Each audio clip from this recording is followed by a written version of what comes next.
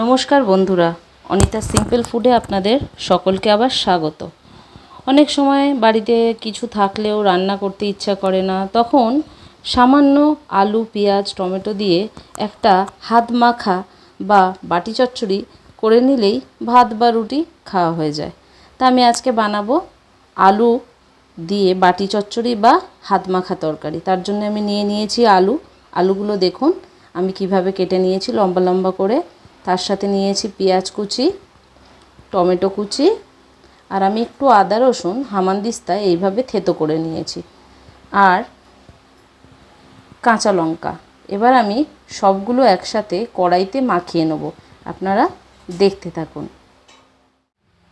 আমি কড়াই নিয়েছি, কড়াইয়ে প্রথমে দিয়ে দিলাম কাঁচা আলুগুলো,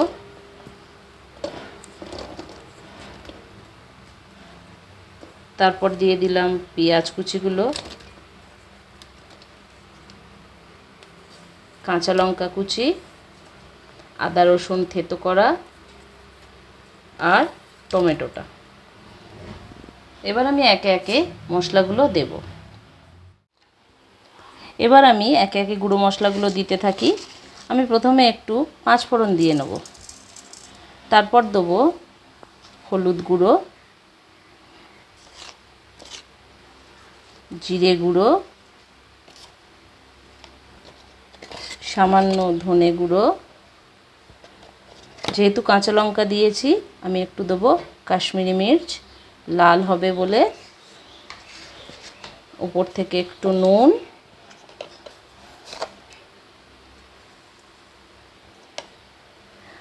আর তেল।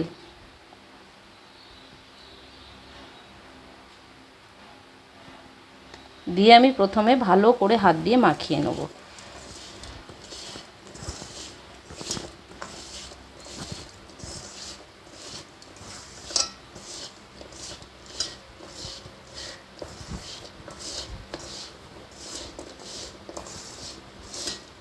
ভালো করে এপাশ ওপাশ মশলাগুলো আমি মাখিয়ে নেব সব কিছুর সাথে।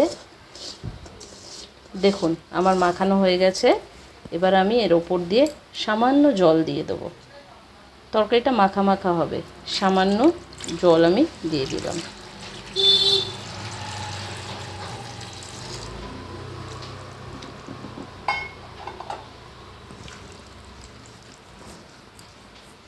দেখুন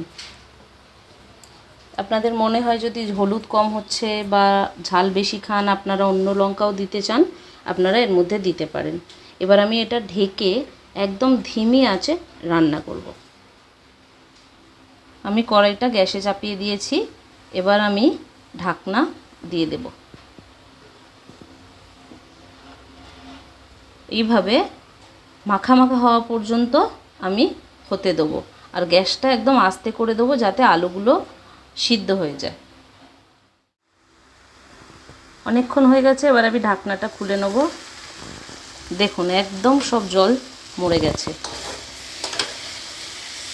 দেখুন একদম মাখা মাখা হয়ে গেছে। এবার আমি উপর থেকে শুধু একটু সর্ষের তেল দিয়ে এটা সার্ভ করব। আমি এবার গ্যাসটা বন্ধ করে দেব।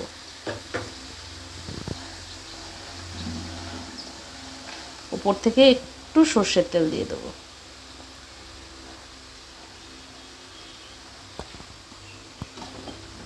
দিয়ে এবার গরম গরম ভাতের সাথে সার্ভ করব।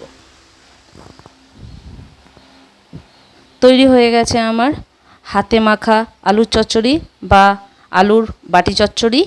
যখন কিছু রান্না করতে ইচ্ছা করবে না, তখন এইভাবে বাড়িতে খুব তাড়াতাড়ি আলুর চচ্চড়ি বানিয়ে রুটি বা ভাতের সাথে খেয়ে দেখবেন, খুবই ভালো লাগবে।